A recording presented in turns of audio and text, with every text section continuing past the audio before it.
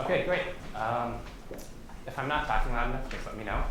So I understand that my title is a little bit different from what you have in your program, but it is the same paper. So today, in keeping in line with our theme of hidden motives, I'm going to talk a little bit about some of the intrinsic versus extrinsic reasons why people choose to give or choose not to give to a nonprofit. And this is going to be evidence from a field experiment. So first, let me start off by telling you exactly what I mean by intrinsic versus extrinsic incentives.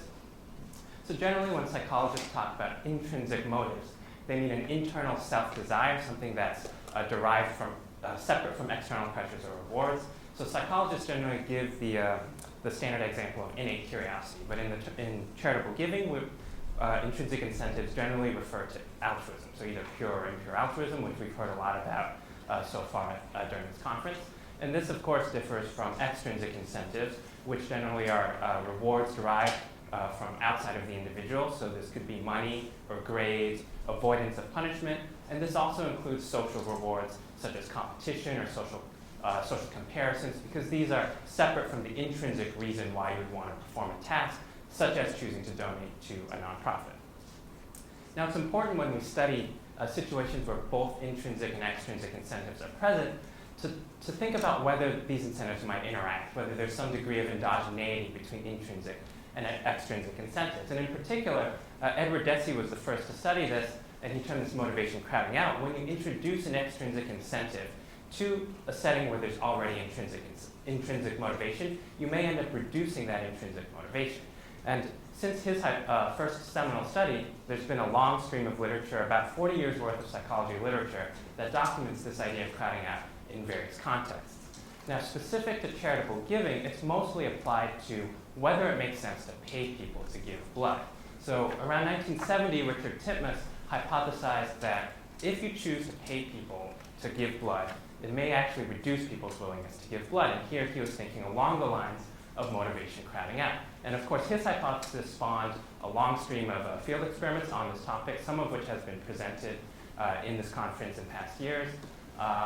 So I'm going to look at the same concept of motivation crowding out, but in a different setting, in particular to the common fundraising technique of using thank you gifts in order to encourage short-term donations.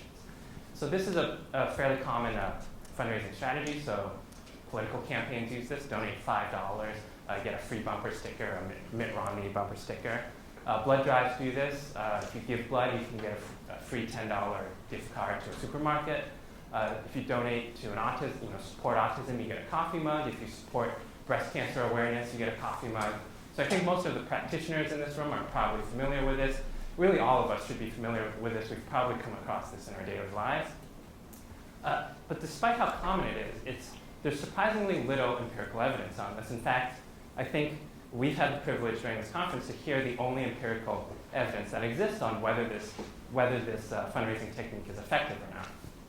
So George Newman, who presented earlier today, has some great laboratory results on how some of these gifts can, in certain contexts, reduce donation amounts. And we also heard yesterday during the poster session the study by Eckel, Herbert, and Mir, where they used conditional gifts towards acquisition and lapse donors, and they found no effect. And so my study is going to build off of these results. It's going to differ in several important ways, which will be apparent to you once I get to the details of the study. So this particular study is going to be a large-scale field experiment. It's going to be in collaboration with a public radio station. And we're going to vary whether gifts are offered, and we're also going to vary what types of gifts are offered, because there may be differences between types of gifts for whether crowding out occurs. So there's really two sets of questions that we want to answer here, one that's practical, one that's more academic. So from the practical perspective, we want to, the most simple question to ask is whether this strategy is actually effective or not, or can it be counterproductive based on what we know about this idea of motivation crowding out? And secondly, if there is crowding out, or if there is this type of negative effect, is it only isolated to a certain type of donor? Could there be some sort of optimal strategy where you offer gifts to a certain type of donor that prefers them, and you avoid offering gifts to a different donor type that prefers not to be offered these gifts? From an academic perspective, we want to ask the simple question of whether there is this interaction effect between intrinsic and extrinsic incentives in this type of a charitable giving context. And if there is crowding out, what is the cognitive mechanism at work? Can we figure out exactly what's going through people's minds to cause them to be less likely to donate when they're offered this gift. And once we understand that, can we take what we understand about the mechanism to figure out how we can use gifts in a way that doesn't induce crowding out? So those are the questions I'm going to try to answer. So this radio station, I'm going to keep it anonymous for the purposes of this talk, but I can tell you a little bit about the ways in which they raise funds. So they've always used direct mail, telemarketing. They have a website where you can donate. They also have email campaigns and, of course, on-air pledge campaigns where you can call in. And during the on-air campaigns, as well as on their website, they've generally always offered thank you gifts. And so since at least 2002, they've offered your standard thank you gifts, T-shirts, coffee mugs, and so on. And also, very interestingly, since 2007, they've offered this different kind of thank you gift, which I call a pro-social gift, where if you give a donation to the radio station, as a thank you, they will in turn donate meals to the local food bank. And so if you think that crowding out has something to do with this idea of receiving a direct economic benefit from the nonprofit that you're giving to, this type of thank you gift might avoid that sort of conflict. And so these are the two types of gifts that we're going to look at in this study. Now, importantly, even though they've offered these gifts historically in the past, it's only been through their website and through on-air advertisements. So we're going to run testing through direct mail and telemarketing, and today I'm going to focus on the direct mail tests. And traditionally, they don't offer these gifts in direct mail. So the counterfactual or the norm for these donors is to not receive a gift offer when they renew by direct mail. So I'm going to focus on the direct mail campaign for this talk. So we tested during renewal campaigns, and these renewal campaigns are run year-round. Renewal notices go out to members once per month, starting 3 months before membership expires. So what do I mean by membership? Anytime any individual makes a donation to the radio station of any amount, they're classified as a member of the station for the next 12 months. Since they receive renewal notices once per month, starting 3 months before membership expires, that means once your last donation was 9 months ago, you start receiving these renewal notices. And you'll receive them once per month up until 3 months after your membership has actually expired. And so these renewal notices are what we're going to test these gift offers on. Because these are renewals and not acquisitions or lapsed donors, we do see higher conversion rates than studies that tested on acquisition or lapsed donor targets. So historically, this radio station has conversion rates around 4 to 5% for these mail renewal campaigns. So how exactly is the test going to work? I'll talk about treatment assignment in a second, but if you're assigned to the swag treatment, you'll receive this along with your mailer. And this is a glossy colored insert about the size of the envelope. And it simply says, pick up the insulated travel tumbler as your thank you gift when you renew at $180. Now, if you're assigned to the other treatment group, which is the meals group, you'll instead get an insert that says, the radio station will donate 60 meals for families in need when you give a gift of $180. Now, if you're in the last group, which is the control group, then you receive no insert at all. Instead, you only receive the one-page letter. So all three groups, the two treatment groups and the control group, receive the standard one-page solicitation letter that thanks them for their past gift, asks them for their new gift, and they also receive this remit form, which is what you fill out in order to donate by mail. And so for this test, the suggested amounts were always $120, $180, $240, or write-in. And the only difference outside of these colored inserts is whether there's a checkbox that says, yes, I want the gift. And that, of course, is only present during the treatment conditions. So we test this for 3 months in May, June, and July of this year. And every member in those 3 months that are up for renewal are assigned randomly to one of the 3 treatments. And so you can see that the treatment is random, although we do have higher population groups in the controls, in part because we have a limited number of these slips to go around. So let me show you, these are the aggregate pooled results. So in the control treatment, we have 4.4% of total donors choosing to donate. In the swag group, it's 3.8%, and in the meals group, it's 3.6%. These differences are statistically significant. So these results are consistent with what we heard earlier about motivation crowding out in the laboratory. And it's important to note that both types of gifts, even the meals gift, is having a negative effect on whether you choose to donate or not. And that's the gift where there's no direct economic benefit to the person who's donating. So if you think that that's the reason why people are reducing their donation amounts, it may not have anything to do with the economic incentive. So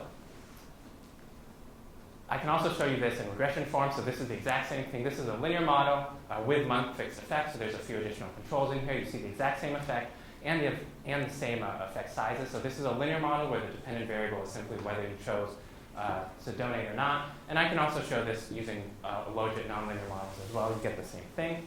So maybe it doesn't affect, maybe it has a negative effect on whether you choose to donate or not, but conditional on donating, maybe you donate more because the gift offer is at the $180 level. And part of the reason they chose that was they were hoping that the gift would cause people to donate more than just the lowest suggested amount of $120, which is what most donors do. So maybe you see a higher conditional donation amount. So these are the average donation amounts across the 3 treatments, and they're essentially identical. So on average, you don't see any difference in the amount that people are donating. Now, I don't have the graph for this, but it's also true that the same percentage of donors in each group are giving at the 180 or above level. So if you're just interested in the $180 threshold, there's no difference between treatment and controls in terms of the number of people that are donating at that level. So there's a few caveats to note about this analysis. First, it's an intended treat effect. So we don't know who's opening the letter. We don't know, it could be 50% of the people throwing away these mailers without even opening them. That would suggest that the effect sizes are actually larger than we observed because those people who aren't opening the envelopes, they're not even seeing the treat. There's also a potential for this survivorship bias. So if you choose to respond to the mailer in the first month of testing, which is May, you're not going to get a mailer in the next month because you've already renewed. If you haven't renewed, you're going to get another mailer in June. So you're going to be represented multiple times in this data set if you chose not to donate. So that could be a concern. And in addition, if you didn't choose to donate and you were again solicited the next month, there's a possibility you would have been reassigned to a different group because of the way the radio station happened to do the randomization. They randomized independently of previous treatment assignment from previous months. So these are both potential, if you're concerned that these are potential biases, one way to get around this is to just look at the data for May. So here, everybody's in the data set exactly once, and there's no multiple treatments for any individual. And you can see the results just get larger. So the control in May donated 6.4% of the time. Now the swag and meals, both treatment groups are almost a 1.5% lower, right? So now the effect sizes are even larger, and they're still significant. Of course, I'm dropping 2/3 of my data when I do this, so there are other ways to get around this. So for instance, I can look at exactly where donors are in the renewal cycle. So again, remember that donors are solicited every month from the 9th through the 15th month after their last donation. So this is how the data splits out according to where they are in this renewal cycle. So you can see it's fairly broadly distributed. We have some people receiving a notice for the first time this month. We have many people receiving multiple notices already. So when we started testing in May, there were already several thousand people who've been receiving notices with no gift offer prior to this, and they hadn't responded yet. So very simply, we can just break this down by where the renewal month cycle they are. So this is the exact same graph as before, except now I'm splitting it out into each of these different sets of months. So R1 stands for people who are receiving a mailer for the very first time this year. R2 would be people who didn't respond to that first mailer, and now they're getting a second mailer. And you can see the effect is driven completely by the R1 donors, people who are receiving a mailer for the very first time this year, which is exactly what you'd expect. There is a slight effect for R6 in the right direction, but primarily the result is coming from the R1 donors. So another way we can clean up the results is to simply look at the two previous results that I already showed you. So we look at all the donors from May who are eligible to be receiving a gift offer for the very first time, and then we add in the R1 donors from June and July who are receiving a mailer for the first time this year. And if we limit the sample to this, we get even larger effect sizes. So the control is at 6.2%, the treatments are at around 4.5%, and this is extremely statistically significant. So exactly what you would expect as we start cleaning up this data. So all of this leads to our first conclusion, which is that both gift types, both the swag and this meals gift, have negative effects on donation rates and no effect on the conditional amount you're donating. And this effect is driven completely by those donors that you would expect it to be, those that are receiving a mailer for the first time and those that are receiving a gift offer from the mailer for the first time.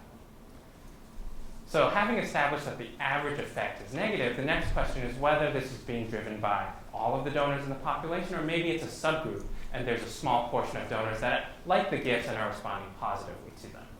So one way I can try to get at this is to look at the past giving histories of these donors. So they've all given, these are member renewals, so they've all given before. And so I can classify them based on whether they've ever accepted a thank you gift in the past. Because again, remember, they've always offered the gift through the web in the past. And so if I split donors based on whether they've ever taken a gift or not, this divides the sample about evenly, about 9,000 and 10,000. And you can see that the effect is driven completely by those that have never accepted a gift.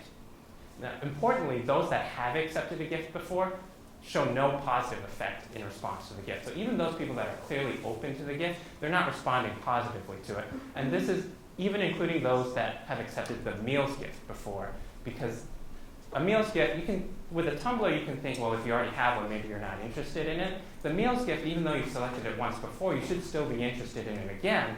But even those individuals are not showing a positive response to the gift offer. So this leads to our second result. The effects are driven by a subgroup of donors, but there is no subgroup that seems to respond positively to the gift. So the question is, why is this happening? What causes this to happen, and is there anything we can do about it? So if we look to the economic literature, the most cited model of what goes on cognitively when crowding out occurs is by Benabou and Tirole. That's Tirole's the same one who won the Nobel Prize this year. And they build a self-image, self-signaling story. And so in their words, they say it's rational to define oneself partly through one's past choices.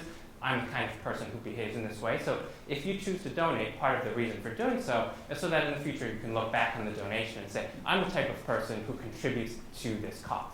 Now, their argument is that if you offer an extrinsic incentive, such as a coffee mug, in exchange for the donation, that dilutes the value of this signal. So now you have to look back and say, I'm the type of person who supports this cause in exchange for a coffee mug. And because of that dilution of the value of the signal, you get this reduction in donation rates.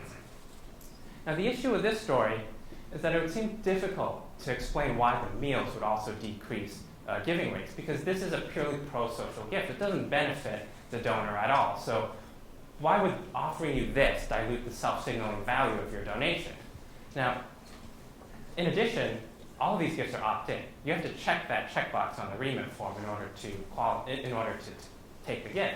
So if you don't like it, if you don't want to dilute the value of your the self-signaling value, you just turn down the gift. And in fact, turning down the gift could send an even stronger self-signal, because you can tell yourself, I turned down this incentive in order to benefit the nonprofit even more. So the evidence doesn't seem to suggest a self-signaling story, although it doesn't mean that this story wouldn't apply in other contexts, but in this particular context, it doesn't seem to be able to explain all the results. So some other common mechanisms that might be going on. Maybe it's just because the mailer has an advertisement in it, or something that looks like an advertisement, a colored insert. Maybe that causes people to throw it out without reading any further. So the first issue with that is the envelope does have the name of the nonprofit on it, and these are people who've supported it before, so they're likely to understand what it is. In addition, if I limit the analysis to people who've given by mail in the past, and so they've filled out these forms before, they know exactly what these forms are, you still get the same effect. So these are the people who are least likely to not understand what they're looking at, right? So in that sense, it's unlikely that it's just the advertisement nature of the insert. It could it be a reference effect? Because I'm emphasizing that there's a $180 threshold for you to qualify for the gift, is this somehow establishing a reference point for donors, and that's what's driving the results? So the first thing I'll say to that is the suggested donation amounts in both treatment and control are the same. So it's 120, 180, 240. And so if there's a reference effect, you would think the reference would strongly be suggested by the suggested donation amounts, and those are the same between both groups. There's also no change in the average donation amount and no change in the likelihood of donating $180 in treatment and control, which you would expect if there is a reference effect. You should see some change in those values. There's also extremely low gift acceptance rate. So I haven't mentioned this yet. Almost nobody takes the gift. So of the 700, so I think there were 430 or so donors in the treatment groups who donated. About a quarter of those, 110, were eligible for a gift because they donated enough, and only 15 of them took the gift. And so if people were responding to this gift offer, if this was having a reference effect, you'd think that more people would be accepting the gifts. So what do I think is going on? This is going to be consistent with the results that we've seen earlier on framing and mindset, including George's study on framing and gifts. I think it's simply the fact that this gift offer directs attention to the item and away from the intrinsic reasons that you choose to support this nonprofit. So if you think back to the advertisements that are used, pick up the tumbler as a thank you gift when we were doing 180, there's no mention of any of the intrinsic reasons why you support the nonprofit. And in some sense, you're shifting the mindset. So for those of you who saw Sylvia's talk earlier, you're shifting the mindset of people to focus more on this economic transaction as opposed to the intrinsic reasons why you're giving. And this would explain why you see a negative effect for both gift types. And so I do have other evidence, which I won't talk about today, from the telemarketing and an online experiment that's consistent with this idea of attention. So when you change the attention and the type of focus that you put on the extrinsic versus the intrinsic incentives, you can manipulate whether crowding out occurs or not. And this is completely consistent with George's presentation from earlier today about how you can switch the direction of the gift effect based on how you frame the gift. So I think I'm out of time, so I'll stop there.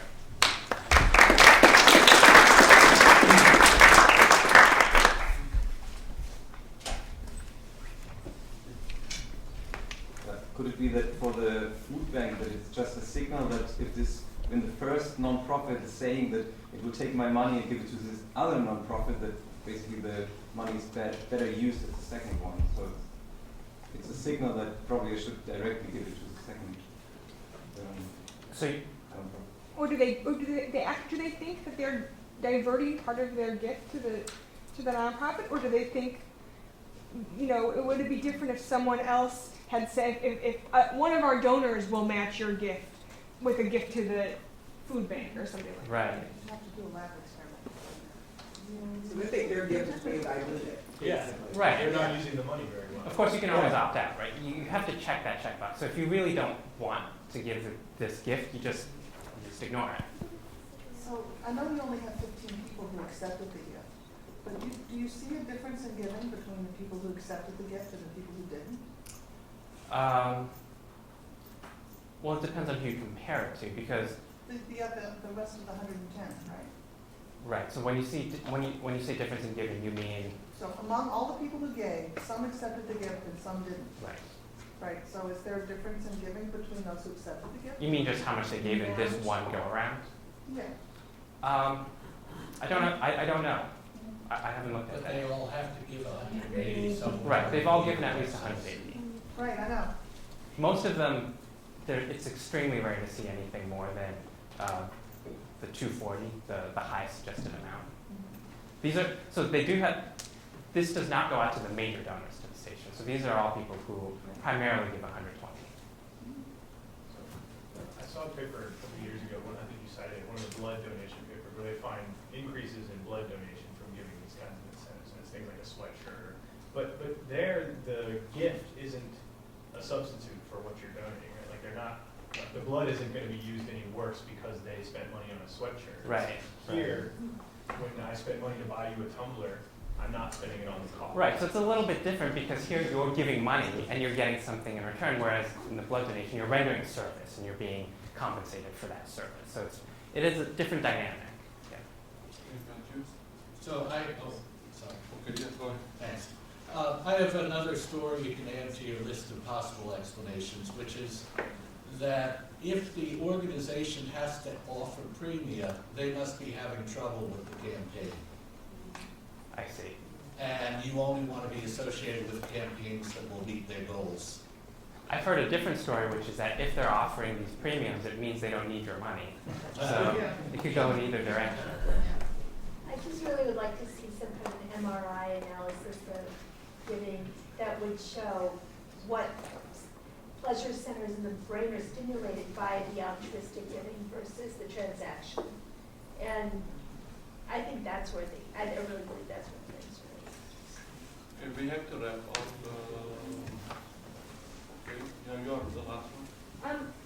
I'm interested to know why you think that the giving of the food is something that directs attention away from the item. If your purpose, I mean, you're basically saying they're definitely not doing it because they're impure or pure altruists. When in reality, if by giving $180 to the radio station, I also get 60 meals for people, that seems like it actually like multiplies my altruism effect.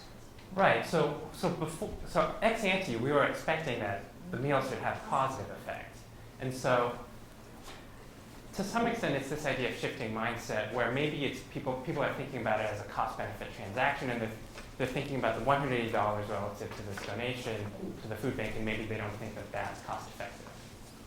Maybe it reminds them that they really ought to be caring about the hungry and not the radio station. It could be that. Okay.